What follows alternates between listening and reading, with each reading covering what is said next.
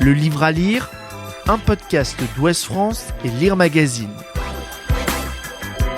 Animé par Bernard Lehu. Bonjour Gaël Nohan. Bonjour. Alors vous publiez votre 6e livre, L'homme sous l'orage, aux éditions de l'Iconoclaste. Selon moi, votre meilleur. Mais oui, c'est dit. Le plus maîtrisé, le plus abouti, le plus romanesque aussi sans doute. L'autrice que vous êtes est-elle capable d'évaluer la qualité de ses œuvres et d'établir une hiérarchie entre elles comme je viens de le faire?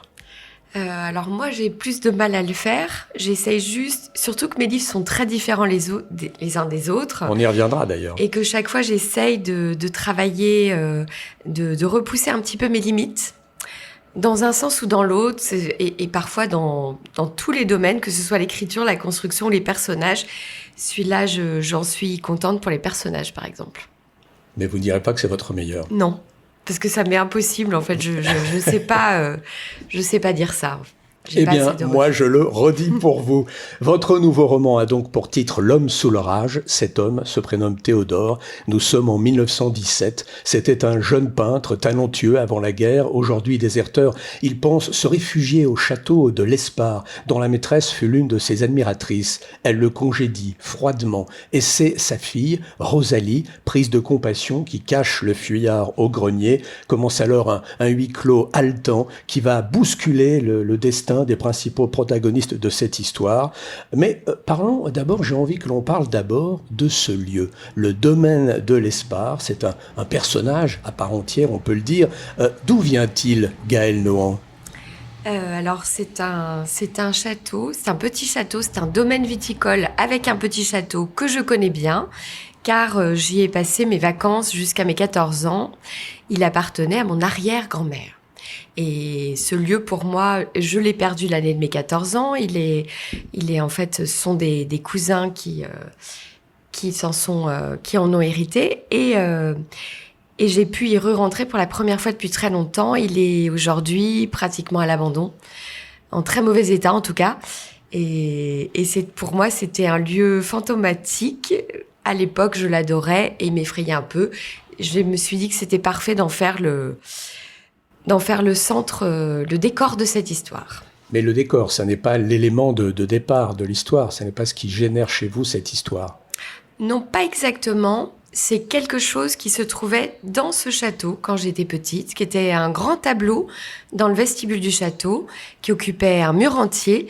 Et sur ce tableau, il y avait été peint plusieurs personnes de ma famille, dont mon arrière-grand-mère jeune fille. Et il avait été peint par un peintre roumain accueilli par ma famille là pendant la Grande Guerre. Et je me suis rendu compte il y a 1 an et demi que j'avais déformé cette histoire quand j'étais enfant et que dans ma mémoire, c'était mon arrière-grand-mère, jeune fille, qui avait caché un peintre déserteur pendant la Grande Guerre. Et je me suis dit que cette histoire était beaucoup mieux que la vraie et que j'avais envie de la raconter. Oui, voilà, donc un livre qui vient d'assez loin. Et alors, on le comprend, même si on a l'impression vraiment d'avoir affaire à une pure fiction, on a compris dès le début de cet échange qu'il y a finalement pas mal d'éléments, de fragments autobiographiques ou liés à l'histoire de votre famille. Est-ce qu'il y en a d'autres ? Oui, il y a pas mal de petits fragments de vérité dans cette fiction qui par ailleurs est une vraie fiction. Certains personnages sont nourris par des gens de ma famille, notamment Isor, qui est la mère dans l'histoire. J'ai utilisé tout ce que je sais de mon arrière-grand-mère pour construire ce personnage. Mais pour moi, pour autant, c'est un personnage. Pareil pour Rosalie, qui serait peut-être un mélange de mon arrière-grand-mère, à quelques traits de caractère de ma grand-mère. Voilà. Mais c'est un petit peu comme dans tous mes romans. Mes personnages peuvent être nourris par des fragments de réalité, mais à partir de là, c'est comme une pâte de gâteau et j'en fais des vrais personnages. Alors on va se délecter de cette pâte à gâteau j'ai envie qu'on les passe en revue. Ces personnages, finalement, c'est vous qui les connaissez le mieux et qui pouvez nous faire les présentations. Donc il y a Théodore, bien sûr, le déserteur, et puis les occupantes du château, de ce domaine de l'Espard, puisque nous sommes en pleine guerre. Évidemment, presque tous les hommes sont au front, sont loin. On commence par qui? Vous avez envie de commencer par qui? On peut commencer par Théodore, puisque Théodore, on a parlé. donc ce peintre. Alors Théodore... Déserteur en 1917. Exactement. Alors Théodore Brienne, il a une trentaine d'années au début de cette histoire. C'est un peintre qui est d'origine bretonne, qui est monté à Paris quand il est vraiment un jeune homme. Il n'a pas du tout été encouragé par sa famille. Il vient de la toute petite bourgeoisie. Son père tient une sorte de quincaillerie où on vend notamment de la peinture. Et le moins qu'on puisse dire, c'est qu'il n'a pas encouragé son fils. Mais son fils, comme beaucoup de peintres de cette époque, monte à Paris, essaye de rentrer aux Beaux-Arts, échoue, et là finit à l'Académie Julian, et où il va rencontrer Matisse. Et Matisse a 20 ans de plus que lui. Et donc Matisse va être une sorte de maître pour lui. Et il va fréquenter ses peintres, notamment l'été, où Matisse allait à Collioure, et c'est là que Théodore va rencontrer Isaure, la grande bourgeoise du roman. Qui est donc la propriétaire avec son mari et la maîtresse du de domaine ce viticole. Domaine de viticole de l'Espard, puisque c'est un domaine viticole. Exactement. Et Isaure, elle est un peu mécène à ses heures, et elle va s'enticher un peu de ce jeune homme qui est talentueux, qu'on a envie d'encourager, qui est assez séduisant, on imagine tout ça. Elle à l'époque, elle a une quarantaine d'années. Et à l'époque, elle l'a invité plusieurs fois à séjourner au château. Et donc, pour qu'il puisse peindre dans de bonnes conditions. Et là, évidemment, entre-temps, ils se sont pas revus depuis longtemps. Il est allé à la guerre. Et là, il arrive évidemment très différemment comme déserteur. Donc, elle va l'accueillir beaucoup plus fraîchement. Mais lui, il a donc des souvenirs de ce château, d'une autre vie. Il débarque, il va se retrouver cette fois-ci caché au grenier. Et la personne qui le cache, il la connaît pas du tout. C'est la jeune fille, il l'a jamais rencontrée, elle était en pension. Elle était en pension, Rosalie, la fille donc d'Isore, quand il venait au château. Elle a 19 ans, mais ouais. Il sait même pas qui c'est, cette jeune fille.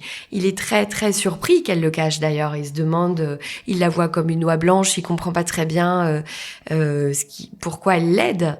Et donc, dans ce grenier qui n'est plus la guerre, mais pas encore tout à fait la paix pour lui, parce que la paix est beaucoup plus difficile à atteindre, en fait, il est comme dans un temps suspendu de sa vie. Sa vie est complètement suspendue.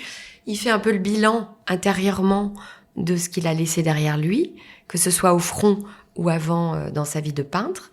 Et il est un peu à la croisée des chemins, mais il doit aussi changer de vie radicalement. Et donc, il est dans un monde différent, avec des insectes, il a que des animaux comme voisins. Il apprend. Oui, c'est tout ce qu'il voit de la fenêtre des lucarnes du grenier, bien sûr. Ouais. Exactement. Et donc, il va dans cet endroit, il se demande ce qui reste de lui, en fait, ce qui reste de son humanité, ce qui reste de sa passion pour la peinture. Alors Isaure, donc, qui est la maîtresse pendant la guerre de ce domaine, quel personnage, pour reprendre le terme maîtresse, quelle maîtresse femme, enfin, parce que c'est elle qui, en l'absence de son mari, dirige ce domaine de l'Espard. Oui, absolument, et ce qui a été le cas de mon arrière-arrière-grand-mère. Et je sais deux choses d'elle. Je sais qu'elle a très bien réussi à faire ça, ce qui n'était pas du tout évident. À l'époque, il y a un certain nombre de domaines qui ont périclité parce que les épouses ne pouvaient pas, n'y arrivaient pas. C'est très dur le métier de la vigne, donc et c'est pas si facile de le faire. Et puis, je sais aussi que mon arrière-arrière-grand-mère était un dragon. Voilà, c'est un peu comme ça. C'est l'image qu'on a gardée d'elle.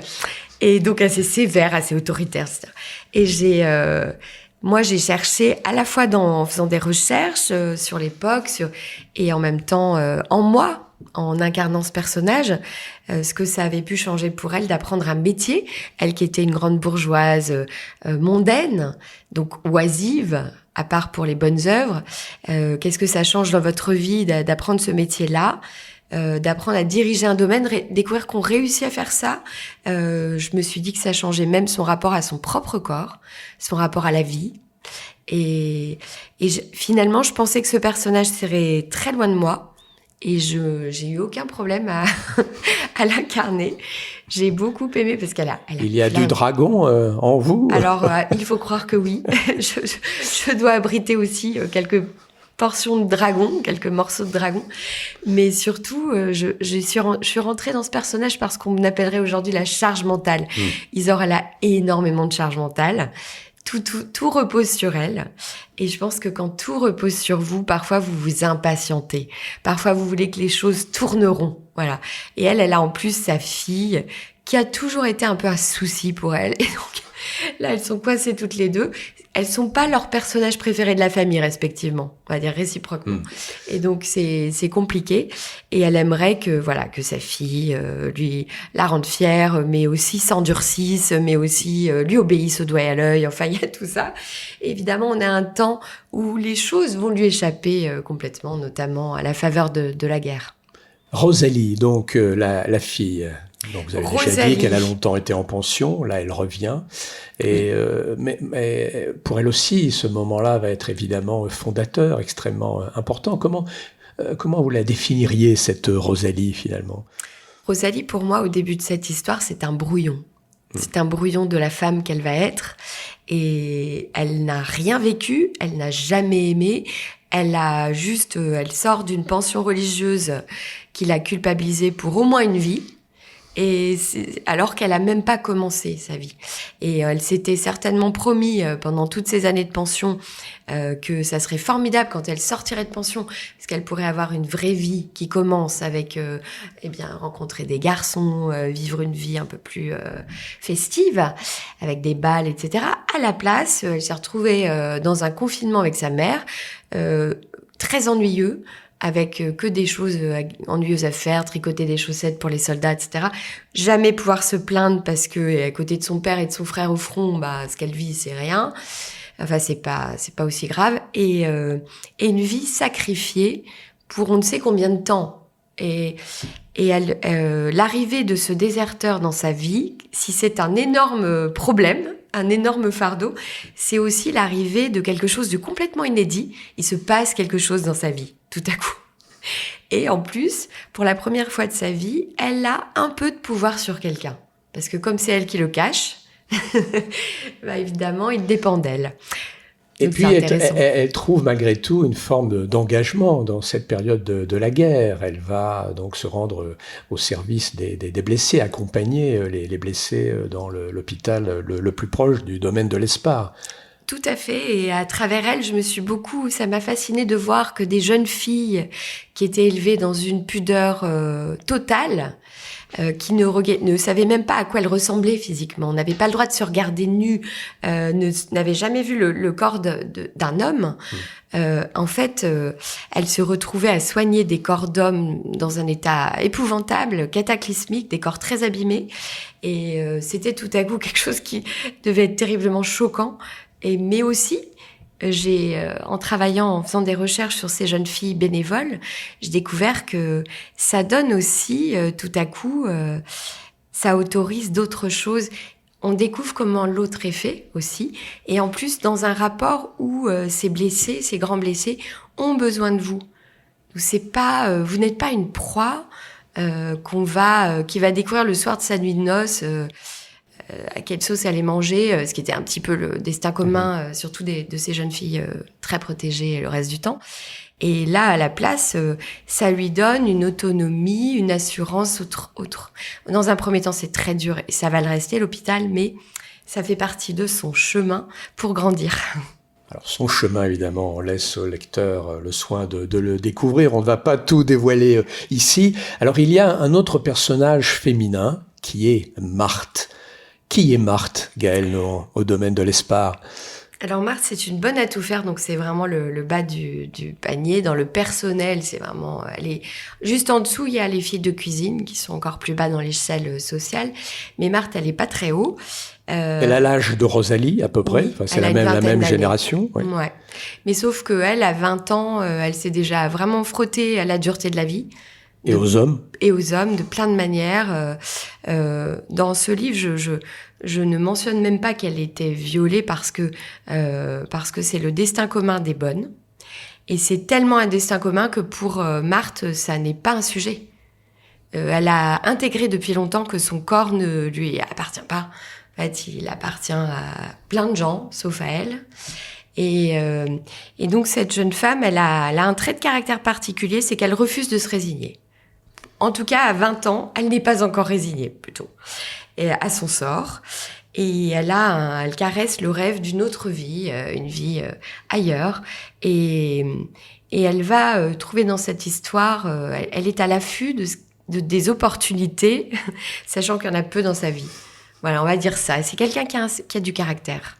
Ouais, certes. Mais quasiment toutes ces femmes ont beaucoup de caractère dans ce livre.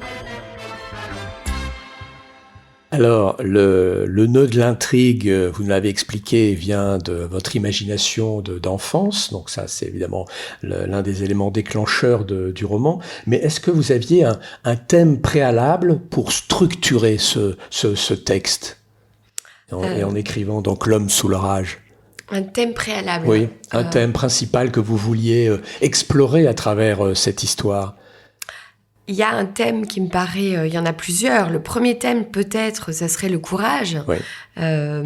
Puisqu'évidemment, parler d'un déserteur, c'est poser tout de suite cette question du courage.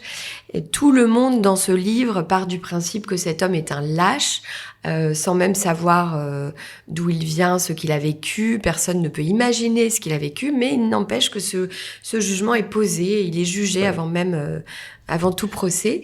Et on comprendra que peut-être dans cette situation, déserter, c'est une forme de courage, voire d'héroïsme. Ça peut l'être. En tout cas, moi, j'avais pas l'intention non plus de prendre position pour ou contre les déserteurs. C'était juste, en fait, réinjecter de la complexité dans tout ça. Les déserteurs, de tout temps, sont vraiment mal aimés. On veut pas les comprendre, on veut pas se mettre à leur place. Et chaque déserteur a son histoire et elle est pour chacun différente. Moi, j'en ai imaginé une là, mais il y en a plein. Et au sens large, le courage, c'est aussi tous les personnages de cette histoire, à un moment, sont confrontés à leur courage. C'est ça. Alors bon, évidemment, moi, à la lecture, c'est en effet ce thème qui, pour moi, s'est imposé, celui du courage. Et chacun de vos personnages l'incarne à sa manière, à sa façon, dans sa façon de vivre, dans les choix qu'il va devoir faire, dans ce qu'il vit. Oui, et ils trouvent tous les personnages avancent, tous les personnages luttent dans ce livre, ont des dilemmes, ont des déchirements intérieurs, et ils avancent vers une forme. Ils essaient de suivre une pulsion qui serait celle de la vie, mais aussi de la liberté. Il y a aussi ça qui vient cogner en eux, et donc la liberté. Mais parce qu'il faut du courage pour acquérir sa liberté. Voilà. Ça coûte donc très cher, la liberté. Les deux notions sont forcément associées. Ouais. Oui, absolument. Quel que soit d'ailleurs le degré de liberté. Ouais. Et puis ce que vous montrez aussi, et que je trouvais très intéressant, c'est un courage, mais qui pour la plupart de ces personnages est un courage transgressif. C'est ça aussi le courage, c'est aller à l'encontre des conventions, des convenances, de la morale, de l'époque. Oui, et c'est ce qu'il y a de plus dur. Et en fait, j'avais envie que ça résonne avec nous aujourd'hui, des questions que je me pose aujourd'hui, y compris sur les hommes et les femmes, sur l'injonction de la virilité, sur tout ça. Et c'était la bonne époque pour parler de tout ça, puisque les injonctions pendant la guerre de 14, elles sont incroyablement fortes. Un homme, s'il veut être un homme et correspondre à cette définition, c'est forcément quelqu'un qui doit aller à la guerre, pas joyeusement, mais sans impavide, défendre son foyer, ne pas se plaindre, endurer bravement, etc., protéger. Et c'est évidemment beaucoup plus compliqué que ça. C'est une guerre qui a beaucoup fragiliser les hommes, qui les met dans des situations qui sont pas viriles. Ils rampent la plupart du temps pour échapper à des projectiles. Dans la boue, dans les tranchées. Ils sont des proies. En vrai, c'est ça les guerres modernes. Donc, on est très très loin du soldat impavide à cheval, voilà. Donc c'est ces injonctions sont déjà complètement à côté de la plaque par rapport à ce que ces gens vivent. Les injonctions sur les femmes sont tout aussi fortes, quel que soit l'âge de la vie. Elles se doublent d'injonctions sociales, que ça soit pour la jeune fille qui est une bourgeoise que pour la bonne qui a une condition aussi très fermée. Et comment on peut faire bouger des choses aussi fermées? Et moi, j'ai aimé jouer avec ces conventions. J'ai aimé bousculer les hiérarchies, que ce soit entre la maîtresse et sa servante, entre l'homme et la femme. Comment on fait bouger des lignes à travers le pouvoir, la séduction? Comment on les rend fluctuantes? Comment ça peut bouger? Alors, toutes ces femmes se battent pour leur liberté, chacune à sa manière. C'est quelque chose qu'on retrouve dans beaucoup de vos livres, de vos romans. Est-ce que on pourrait vous qualifier, Gaëlle Nohan, d'écrivaine féministe? Ah oui. Par le truchement de la fiction et du roman. J'espère bien. Redites-le Oui, moi je me sens vraiment féministe. Sorti du cœur. Ça, je me sens très profondément féministe et je pense que je le suis. Alors après, je pense que chaque femme a sa manière de l'être aussi. Mais pour moi, ça consiste à m'intéresser tout particulièrement aux femmes dans mes livres, et pas parce que je me forcerai à le faire, mais juste parce que ça m'intéresse. Ça m'intéresse de voir en particulier la variété de la force des femmes. Chacune est très différente là-dessus. Les trois de mon histoire n'ont pas du tout la même manière d'être fortes, ou de pas l'être parfois, parce que c'est aussi ça. Les femmes sont pas toujours fortes, et elles devraient avoir le droit aussi de ne pas l'être toujours. Et en tout cas, comment elles s'adaptent aux circonstances qui leur sont imposées, et comment elles grignotent autant qu'elles peuvent des morceaux de liberté, et à quel prix. Ça, je crois que c'est ce qui m'intéresse énormément et qui me passionne de livre en livre. L'homme sous l'orage, je dois dire, c'est aussi un tournant dans votre parcours. Il est d'une facture différente. Vos livres précédents nous proposaient des récits amples, brassant de nombreux personnages, avec des intrigues multiples. Ici, vous réduisez en quelque sorte la focale, avec une trame épurée, quelques personnages et une plongée dans leur intériorité. Pourquoi cette évolution? Ça a été pour vous une nécessité, ou c'est un défi que vous vous lancez à vous-même?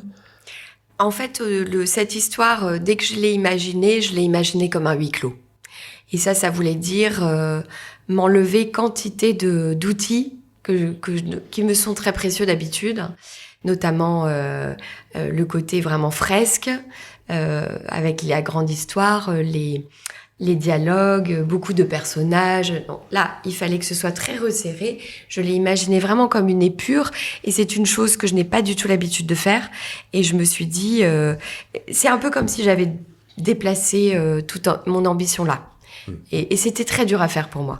Vraiment avoir pour moi, c'est beaucoup plus dur de parler d'intimité que de parler de la guerre, par exemple, ou de faire des scènes de foule, ou des scènes difficiles à écrire de l'histoire. Là, être vraiment à l'écoute de chacun, au plus près de chaque personnage, dans son intériorité, à écouter presque son souffle, jouer avec tout ce que les personnages ignorent les uns des autres, qu'ils ne veulent pas voir, qu'ils ne peuvent pas se dire, et donner au lecteur une longueur d'avance, justement, sur les personnages. Tout ça était à la fois passionnant et difficile, et donc c'était un autre défi.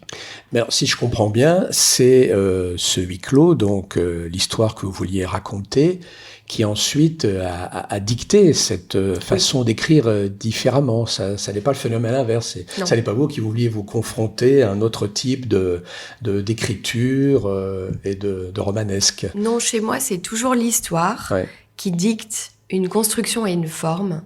Et même une écriture différente, puisque je travaille toujours mon écriture différemment d'un livre à l'autre. Mais alors du coup, je prolonge ma question. Qu'est-ce qui a, si vous pouvez y répondre, qu'est-ce qui a généré chez vous l'envie d'aller vers une histoire justement plus intime et l'intériorité des personnages?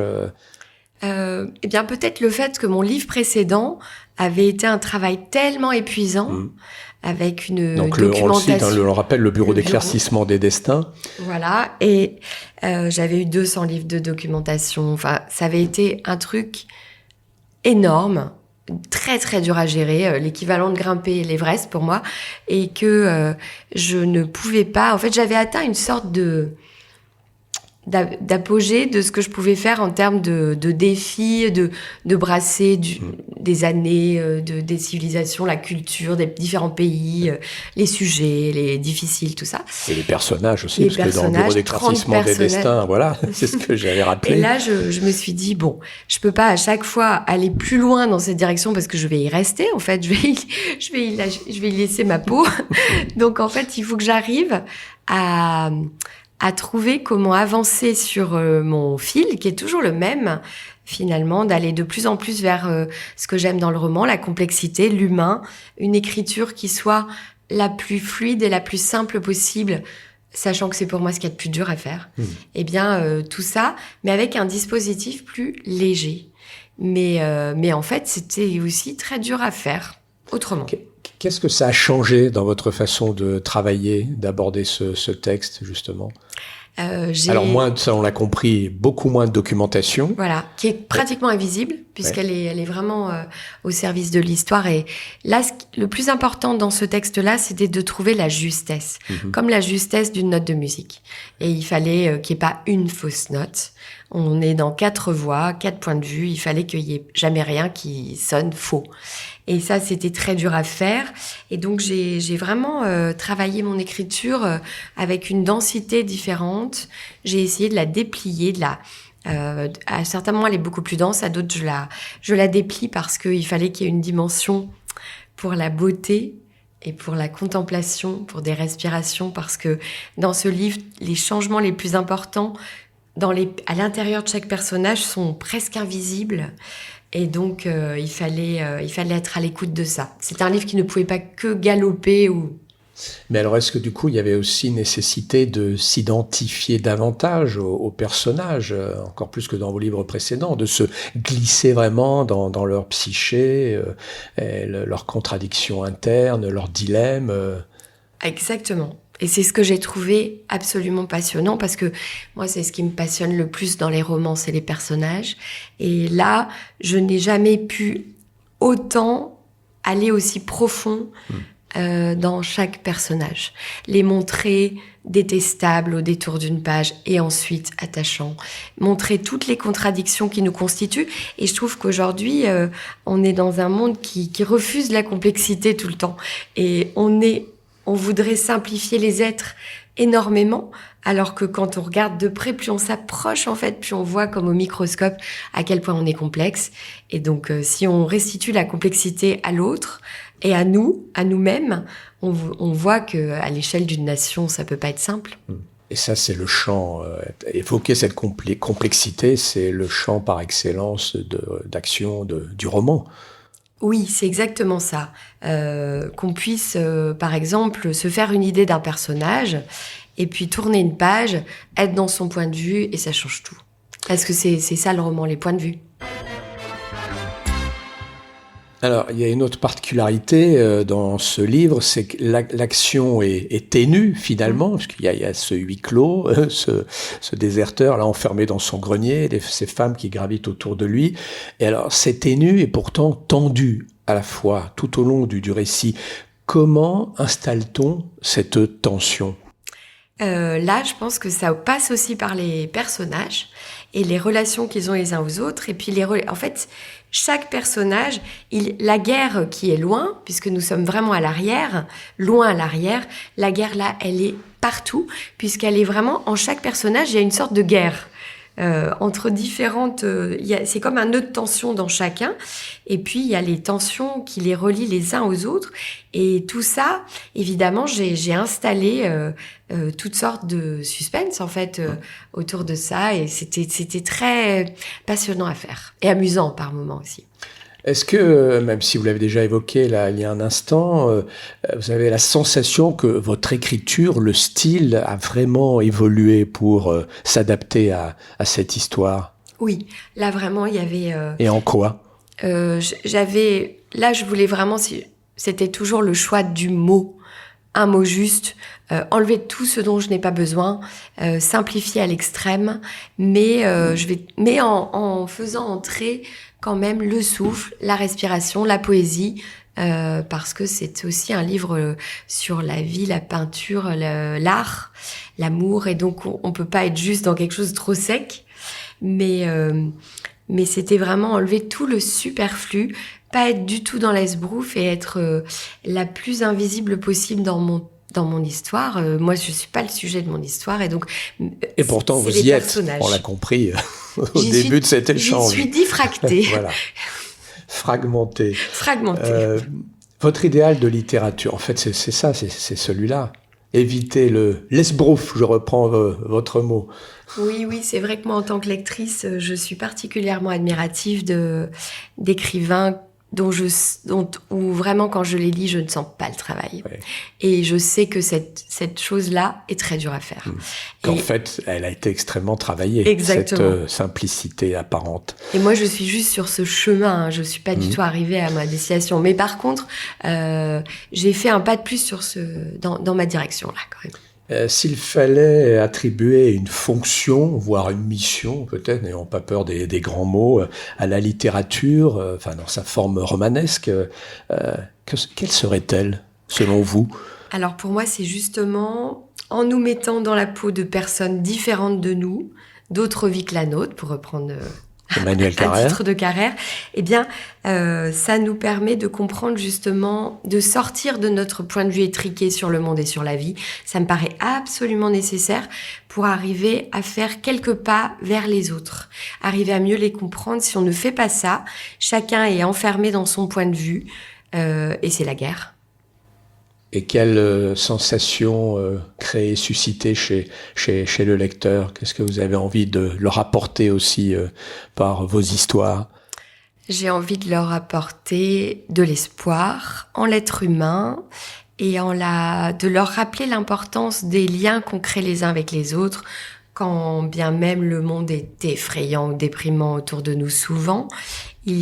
On peut à un instant T, fabriquer ce que Robert Desnos appelait l'énergie du bonheur. On peut déplier ce temps de nos vies si bref pour le rendre lumineux, pour le rendre chaleureux, pour en faire de la résistance. Et la résistance, c'est pas juste quelque chose de grave, ça peut être joyeux aussi. Donc la lecture est un bonheur, d'abord ? La lecture, pour moi, est un bonheur et devrait l'être toujours.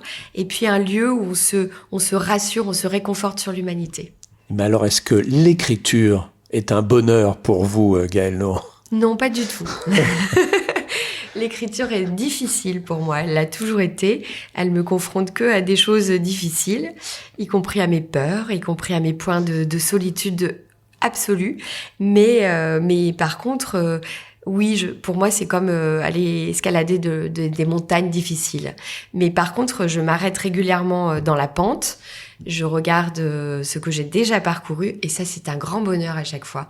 Je me récompense. Là, en fait, maintenant, j'ai pris l'habitude de faire une sorte de mini-célébration après chaque chapitre. C'est comme des points d'étape. Et à ce moment-là, je célèbre de plein de manières différentes la fin de ce chapitre et allez, comme ça me donne du courage pour continuer. Et puis quand c'est terminé aussi, j'imagine, non ? Même bien sans sûr, parler peut-être de bonheur, il y a une satisfaction qui est là, qui doit exister. Quand le livre est terminé, et quand le livre vit. C'est une fête parce que c'est le retour après le temps monacal et de l'écriture, c'est le retour à la vie sociale, aux liens qu'on tisse, aux rencontres que un livre apporte et qui sont toujours inattendus. L'homme sous l'orage est publié à l'Iconoclaste et c'est donc le livre à lire d'octobre, un podcast de Lire Magazine et Ouest France. Les principaux extraits sont à retrouver par écrit dans le dernier numéro du magazine Lire. Merci Gaëlle Nohan d'avoir répondu avec tant de passion sous l'orage de mes questions. Et puis on souhaite à votre roman vraiment tout le succès qu'il mérite. Merci beaucoup. À bientôt. À bientôt.